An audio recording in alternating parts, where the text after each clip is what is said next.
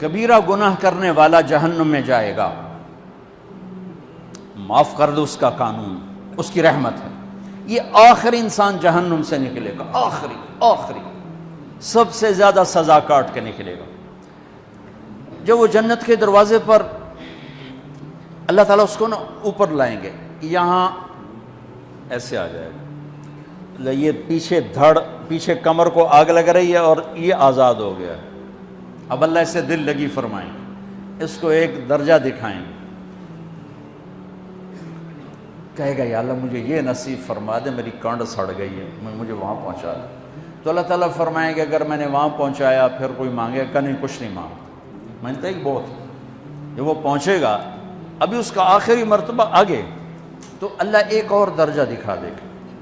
جب اسے دیکھے گا تو انسان کی طبیعت میں لالچ تو ہے، رکتا تو ہے نہیں، تھوڑی دیر بعد کہے گا یا اللہ اے دے دے، تیری کڑی کمی، تو اللہ تعالیٰ کہیں گے پھر اور مانگے گا، نہیں بالکل نہیں مانگتا، تو اللہ تعالیٰ وہاں پہنچا دے، پھر ایک اور دکھا دے گا، تھوڑی دیر تو صبر کرے گا، پھر کہے گا یا اللہ کوئی گل نہیں، اے دے دے، تیری ان کا گھاٹا ہے، اور مانگے نہیں بالکل تیری عزت کی قسم۔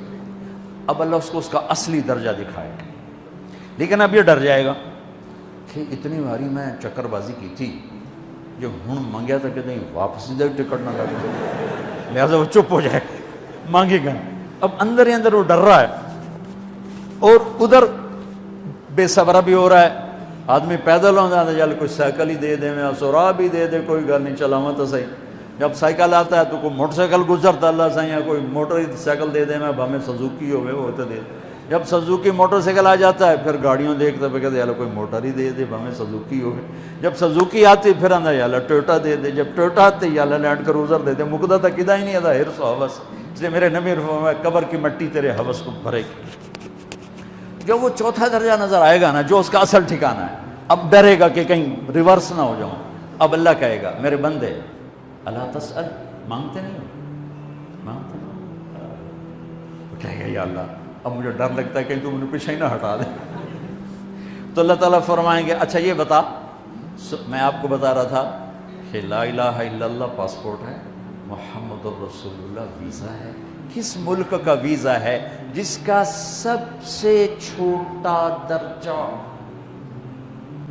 چھوٹے پر میں اتنا زور لگا رہا ہوں کہ اور میرے کو زور ہے ہی کوئی۔ اب وہ بتانے لگا ہوں، اب اللہ اسے کہے گا اچھا میرا بندہ یہ تو بتا، میں نے جس دن دنیا بنائی تھی اس دن سے لے کر جس دن ختم کی تھی اس کا 10 گنا کر کے تمہیں دے دوں، راضی ہو؟ 10 گنا اس دھرتی کا، آج کا نہیں، دنیا کے وہ پیدا ہوئے سائنسدان کہتے ہیں 25 سے 30 ارب سال ہے، ٹھیک، اور پتہ نہیں آگے کب چلے گی، خیر ہن پیچھے تھوڑا ہی کام رہ گیا، تو 10 گنا دے دوں؟ وہ اس کو یقین نہیں آئے گا، بے یقینی میں کہے گا یا اللہ ربو کے ہاسا کیتی جانا میرے نال ہاسا نہ کر۔ تو اللہ کہے گا میں ہاسا نہیں کر رہا، میں سچی مر، چل اب یہ داخل ہوگا، اور جب دروازہ کھولے گا اور نوکر کو دیکھے گا تو یوں سر جھکائے گا، وہ کہے گا میرے آقا کیا ہوا؟ کہے گا تم فرشتے نہیں؟ کہ نہیں میں تو آپ کا نوکر ہوں، اور میرے جیسے 80,000 نوکر ہیں آپ کچھ۔ تھوڑی دور چلے گا تو ایک نور کی چمک اٹھے گی تو سجدے میں سر اپنے آپ کو سجدے میں گرائے گا، وہ پھر کہے گا میرے آقا یہ آپ کیا کر رہے ہیں؟ وہ کہے گا یہ سامنے جو نور ہے یہ میرے اللہ کا نور ہے، میں اللہ کو سجدہ کر رہا ہوں۔ کہے گا یہ آپ کے اللہ کا نور نہیں ہے، یہ آپ کے گھر کی روشنی ہے، لائٹنگ۔ آگے چلے گا تو قالین آ جائے گا، اس قالین پر کتنا چلنے کا ہے یہ زمانہ؟ 40 سال چلتا جائے گا تو تب جا کے وہ قالین ختم ہوگا۔ 40 سال دنیا کے، وہاں تو 4 سیکنڈ میں اسے طے کرے گا۔ 40 سال لمبی کارپیٹنگ۔ نوابہ بہاولپور نے انڈیا سے بزرگ کو بلوایا تھا تو ان کے لیے کارپیٹنگ کی تھی، اسٹیشن سے لے کر محل تک، تو سارے ہندوستان میں غلغلہ مچ گیا، شور مچ گیا کہ نواب بہاولپور نے اتنا 4 میل لمبا قالین بچھا دیا۔ ادنا جو سب سے آخری لتر لتر کھا کے جنت میں جائے گا اس کی کارپیٹنگ 40 سال، آگے 80,000 نوکر، میں ابھی میں آیا ہوں تو یہ پھول لے کے کھڑے ہوئے تھے، وہ سارے پھول لے کے کھڑے ہوں گے اور کہیں گے اما آن لسیدنا ان نزورہ، ارے ہمارے آقا سارے جنتی جنت میں چلے گئے، آپ کدھر رہ گئے؟ ہم تو حضرت سکنے پہ گئے۔ وہ کہا شکر کرو میں آ گیا جب میں نے بڑے لتر پہ بڑی دلائی ہوئی جے میری، تو انہوں کیا پتا